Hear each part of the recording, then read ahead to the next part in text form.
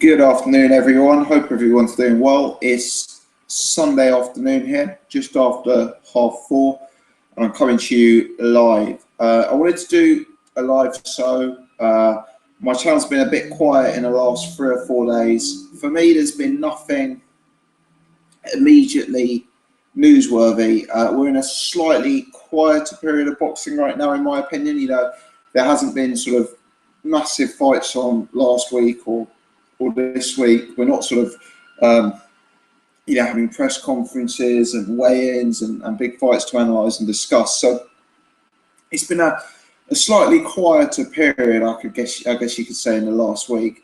Having said that, as we know in boxing, there's never a completely dull moment, and there's always always various things going on behind the scenes, or always a few things to pick up on and discuss. So that's the purpose of this show, really, is just to be a general update, a few things that have been going on that I haven't covered on my channel, and a few things that I thought really we should potentially discuss and maybe of interest. So as you can see by the subject line of this video, at present I've got it down as Mayweather versus Berto, Stavern and Ortiz, George Groves versus Badu Jack, Anthony Joshua versus Dillian Whyte, and Lee Selby signing with Al Haymon. So a few brief topics, a few ones to get through, a few ones to sort of have a bit of back and forth over. As always, when I do this, if you're watching, please say hello, please join in the chat. Always happy to have topics suggested to discuss other things that aren't initially on the radar. And won't stick too rigidly to the platform. So if you're watching, do say hello, do feel free to ask any questions or mention any topics that you want me to discuss. Ruben, mate, hello Ruben, how you doing? But you were excited by the Huey Fury, Deontay Wilder rumours, Ruben. Unfortunately, it doesn't look like that's actually going to come to be, but that could be some interesting times for us. Without further ado, I'm going to crack straight into it. I think first thing to talk about is Lee Selby joining Al Haymon. Now, Lee Selby is one of these fighters who arguably could benefit. When James DeGale moved over to Al Haymon, there was talk about further fighters in future making that transition. There was a lot of discussion, and I believe Eddie Hearn said himself that he envisaged at least one other fighter making that transition over.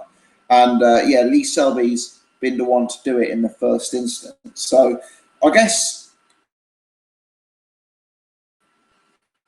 in terms of the big fights in that division, they probably aren't in the UK. They're not like names that Eddie Hearn maybe can instantly bring to the UK. I mean, correct me if you think I'm wrong, but I don't really see Selby versus Lomachenko or Selby versus Nicholas Walters happening in Wales on an Eddie Hearn show right now.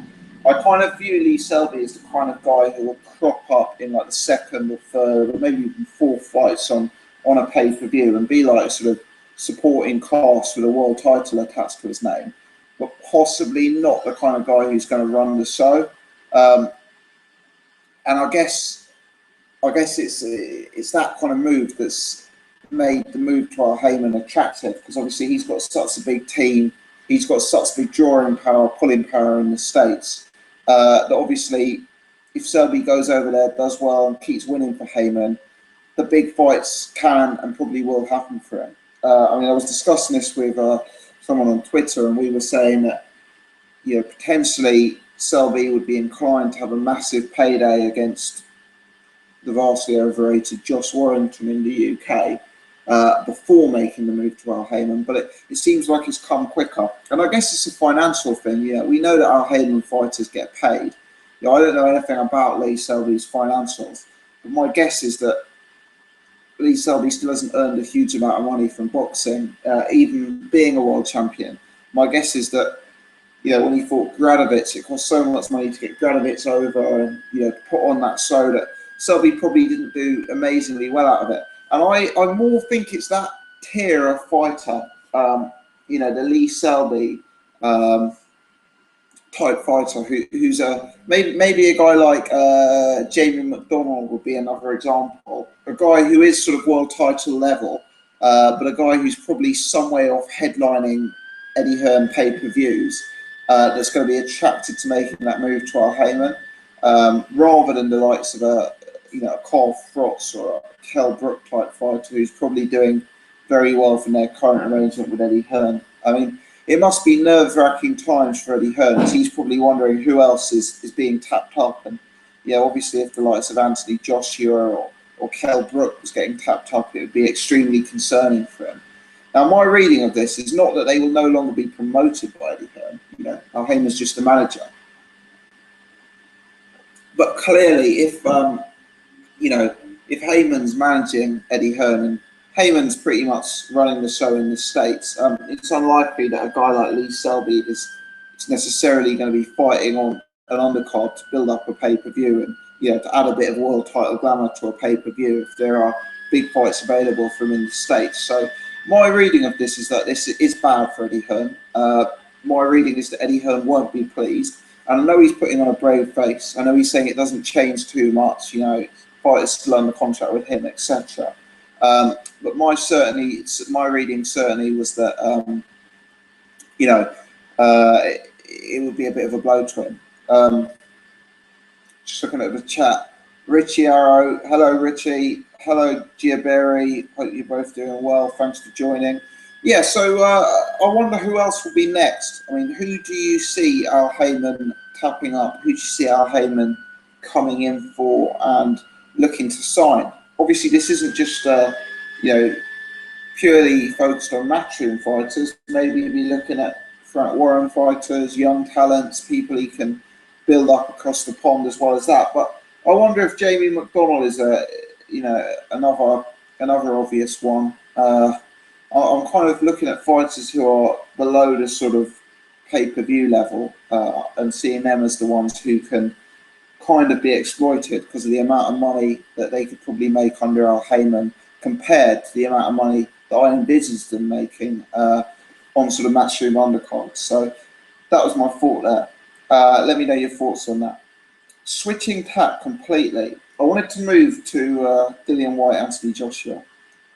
I am in the process of changing my opinion on this fight.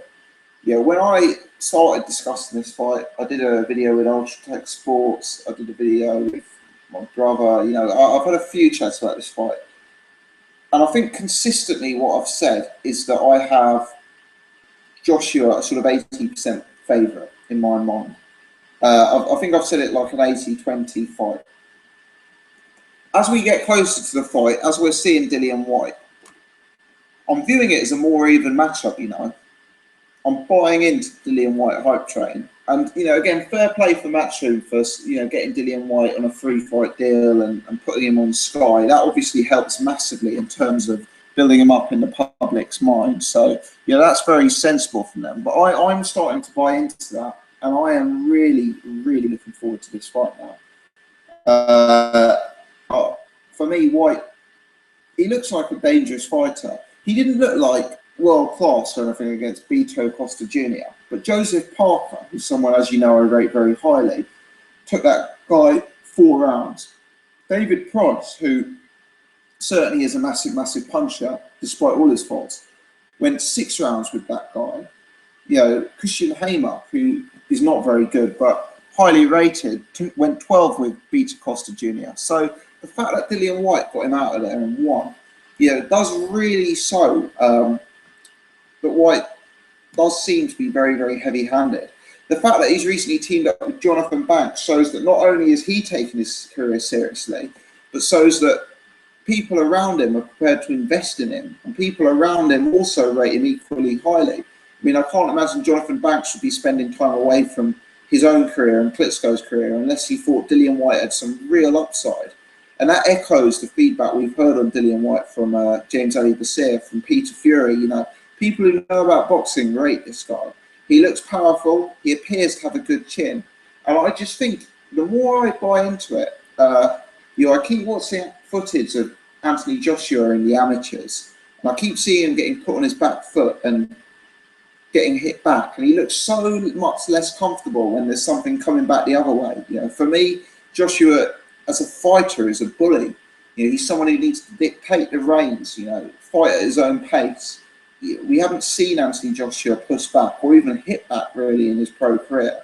And for me, Dillian Whyte's going to ask a lot of questions of Joshua. I think Dillian Whyte's going to come forward aggressively. He's going to be strong. He's going to be from a heavy lever.